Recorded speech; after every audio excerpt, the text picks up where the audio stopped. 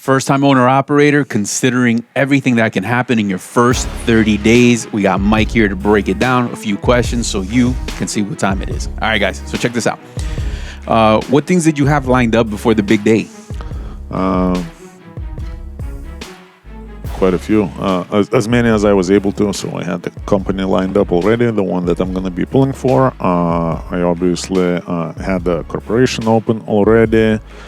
The only things that we're pretty much left to do was the IRP, which you cannot do without having an actual truck. The possession of a truck, the IFTA, I think, was somewhere mid-process, and the bobtail insurance. Everything else was ready to go on day one. Here we go. What truck did you end up buying, and how much you pay for it, man? That was a 1998 Volvo 610, and again, remember that was about 2002-ish, and that would be the truck equivalent of today of about $60,000, $70,000 something. Okay, so that mean...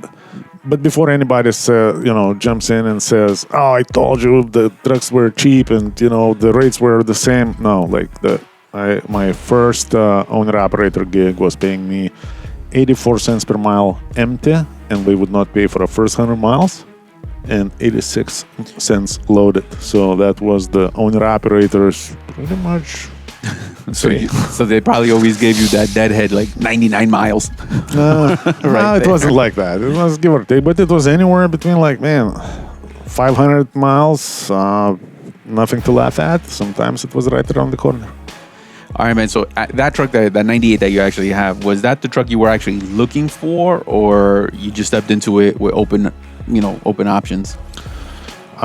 Any truck that I bought afterwards, I was always open for options. That specific truck, because it was my first and only, I was very, very specific about it. I bought it from Aero Truck Sales. Okay. And I remember when I walked into the dealership, I told them exactly what they want. They want Volvo 610. Well, 610 or 660. That was the only option that they had open. With Detroit diesel engine and 13-speed manual transmission. That was my requirements. We checked the inventory. There was only one truck in the United States in Aero's possession that meets that criteria. I paid $1,000 to bring it in, and I bought that truck. You know what? While you talk about that $1,000 to bring in, we get a lot of comments all the time. Guys go to the truck. Would you have done that differently, or what do you say about that? I say it depends. That's a possibility. However, I think I think it's probably easier to bring the truck in, because if you go out there to pick a truck, let's say if you're in Florida and your truck is somewhere in Iowa, you're gonna go to Iowa and then you don't know nothing in Iowa. You don't have any mechanics in Iowa. You don't know absolutely nothing. The best you can do, unless you're very mechanically inclined, right, and have tools and computers to hook up to the truck, you're very limited. So I would say it's easier to get the truck in, and then technically, if you don't like the truck once you bring it in, as long as you're not walking away, as long as you're still buying a truck, you just say not that, or that truck has this issue that needs to be fixed. Right. We have to either fix it or we have to give you the money back. So in my case, the truck worked just fine. Everything on the truck actually worked, so it wasn't a problem. But I would say buying it in your own area is always beneficial, because if you're serious about it, you have people in the trucking circles that can help you out to make a good decision. Okay. Plus, you're not in a rush. For example, you go in, something you don't like, you can tell the dealer, "Look, man, that has to be fixed." And then before you pay the down payment, you have a lot of leverage, a lot of power. Here we go. If you are out there, however, now you're limited on time, because now every day you spend there is costing you money. Plus, you're probably only on a one-way ticket anyway, so that adds up as well. Yep. All right. Well, were you able to hit the road day one? Did your master plan work? That would have been ideal, and again, in today's standards, I would have, because I would have everything ready. However, back in the day, to get a bobtail insurance, you would need to go see the insurance guy. He needs to do some shopping. Then you got to go see him again. You got to bring him an actual paper check, and like a lot of those things. Same thing with IRP. Right now, everything is computerized. Like right now, owner operator comes in, we can give him a plate in like 30 minutes. Yeah. Back then, it was all paper. It was all going into the places. So those couple of things that they didn't have lined up, it took me a few extra days at least to get the process done and get it ready. Yeah, so there you go, lining up what you can control, taking care of that, what's in your power. All right. One of the main concerns for first-time owner-operators is breakdowns, especially in the beginning. Did you have any breakdowns or major repairs that you had to do before you actually started making money? No, I was pretty fortunate with the first truck. Again, I didn't buy a junk truck. I bought a very, very solid truck for that point in time. It was about 400,000 miles. Did you check the engine hours on that? I don't remember. Maybe not sure. But I remember for sure it was 10,000 miles. And then, so that's a very good owner-operator truck. Everything else actually did work on the truck, no problem, as intended, as listed. So, no, the only thing I already had the power inverter that I purchased priorly. And then I just took it to my mechanic. We got power inverter installed. We popped the fridge in. These days, I see a lot of trucks coming in with a fridge already pre-installed from a factory. And that's it. And the truck was ready, and I was pretty lucky. Like, nothing major on that truck almost ever. All right, here we go. So how much money did you have prepared for that rainy day? How much money did I had prepared for a rainy day? Not that much. Not that much. I think a couple $1,000, maybe a credit card or so, and that's it. I was pretty much gambling on my work ethic, because I decided, you know what? Since I'm buying a truck, I gotta hit the road as close to the day one as possible. Right. And I have to be very diligent, because I need that income every week, because I know something will happen to the truck. Just a matter of time, right? Yes. So it was almost like a race against the time, but I did not have a lot of money. I had a couple $1,000 left after down payment, after plates. Remember, back in the day, none of the companies that I was looking at offered plates. None of the companies that I was considering as an owner-operator offered a fuel card. Yeah, that's a newer thing, right? So I needed a lot of money for that. So you go online and you read a lot of people posting about, oh, you need $20,000 for overhaul, you need $20,000 for a transmission, you need $20,000 for this, for that, and that scares everybody away from actually doing business. However, nobody ever does that. Nobody that I know had $60,000 in the pocket when we did hit the road as an owner-operator for the first time. So I think a lot of that is very exaggerated. If you're buying a nice, good, working truck, like 400,000 miles, give or take, nothing over 500,000. Yes, it is a ticking time bomb. You gotta be very diligent. If you don't have the pile of money that you're willing to lose, you gotta be very diligent and start making money right away and never stop. Yeah, because if you actually do have $60,000 cash, and then you're just sitting on it, you're gonna blow through it eventually. No, but even that, if you got $60,000, you're doing something right. You might want to continue doing that. Yeah, maybe you don't need a truck unless you accidentally ran into those $60,000. Yeah, so again, most people exaggerate it. If I would have to give a suggestion to my friend who's getting into trucking for the first time, and he's reading those comments online about worst case scenarios, and I just bought a truck and the motor blew up and the transmission blew up. number one, what kind of truck are you buying? Like most of the trucks that you're gonna buy right now, that's gonna be around 400,000 miles. That's an average first-time owner-operator truck. Are gonna be in a good condition. You will not have to do no overhaul anytime soon. You will not need a new transmission anytime soon. Eventually, you will maybe, or you're gonna need another truck, but not to begin with. So there is plenty of meat on that bone still, and I say don't sweat over it, man. Like I see a lot of people worrying about it.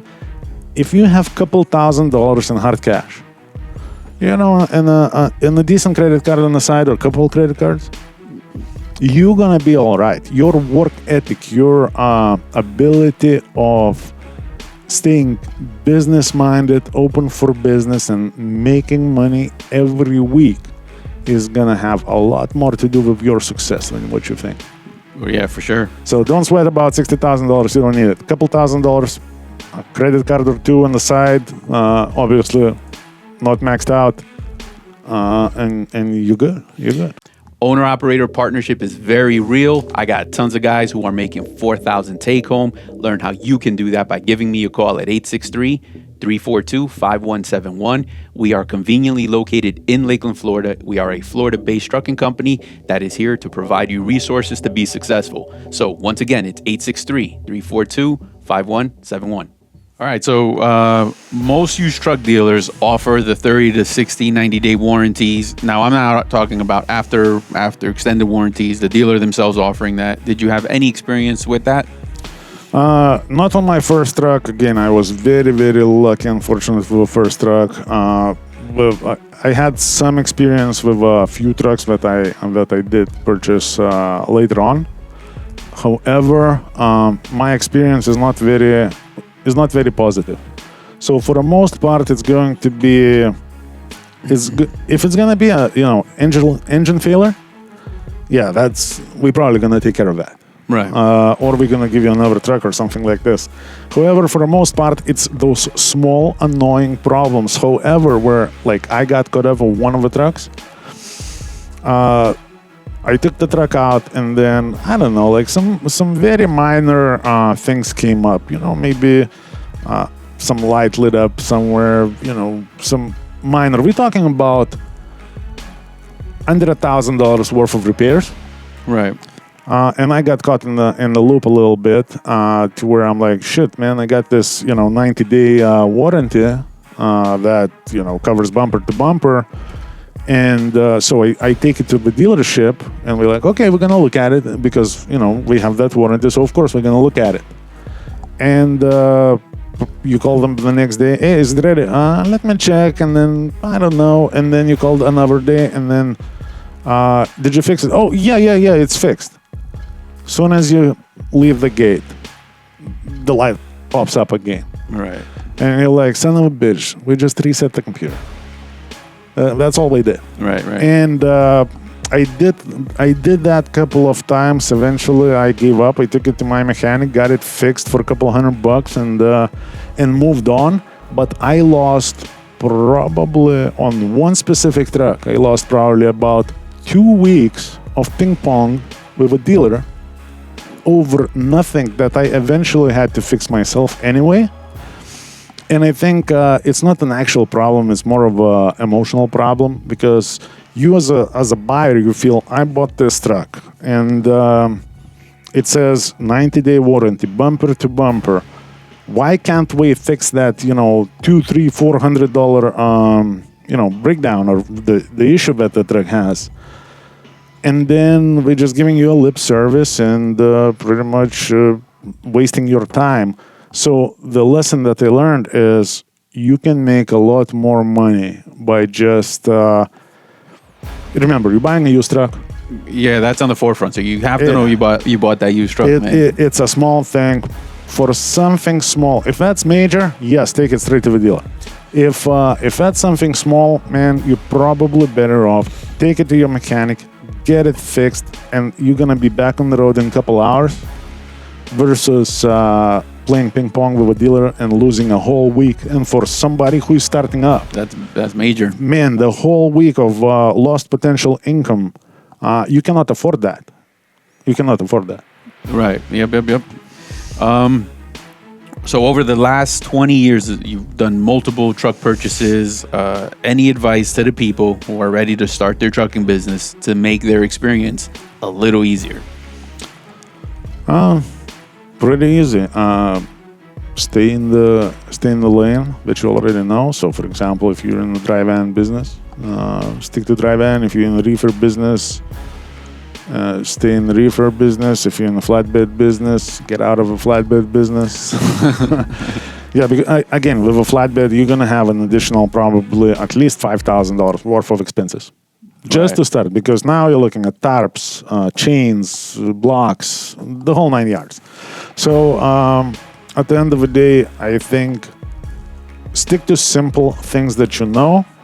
So in my case, I was doing dryvan freight, so I stuck with I did stick with a dryvan freight, and that's what I did. And that's it. Get everything set up as tight as you can to be ready to hit the road on the day one. With a carrier and everything else.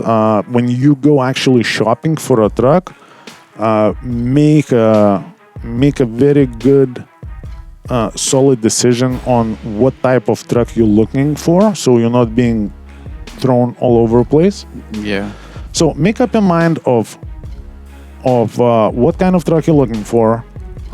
Figure out how much money you're willing to spend on the truck. Don't be making that decision at the dealership. You gotta know. Like, for example, if I was an owner operator getting in right now, right, I would be looking whatever standard fleet trucks are costing right now, anywhere between $60,000-$70,000, or I would say whatever the going cost for a 400,000-mile truck is. Gotcha. Get that price. Find a decent truck. Don't get anything custom. Don't get anything fancy. Don't get an old beater with a bunch of overhauls and now supposedly it's supposed to be new or something. Yeah. No, get a good, nice, clean fleet truck with around 400,000 miles for whatever market price is for that point in time. Get it done quickly. Don't count on that 60-90 day warranty too much, because you ain't getting nothing out of that unless it's a engine overhaul, which is not going to happen. No. And that's pretty much it. Be decisive. Stick to what you know. Stay in the game. Don't miss a week, because I think the most important part is to make sure that you get incoming of money as an owner-operator every week until you established, until you okay, I got my stuff together. Yeah, so that grand opening, you want to stay open for as quick as possible. Yeah, so that's a major takeaway. In my case, first year, I got paid every week, no matter what. There was ups, downs, problems. Everything happened to me, just like to any other owner-operator.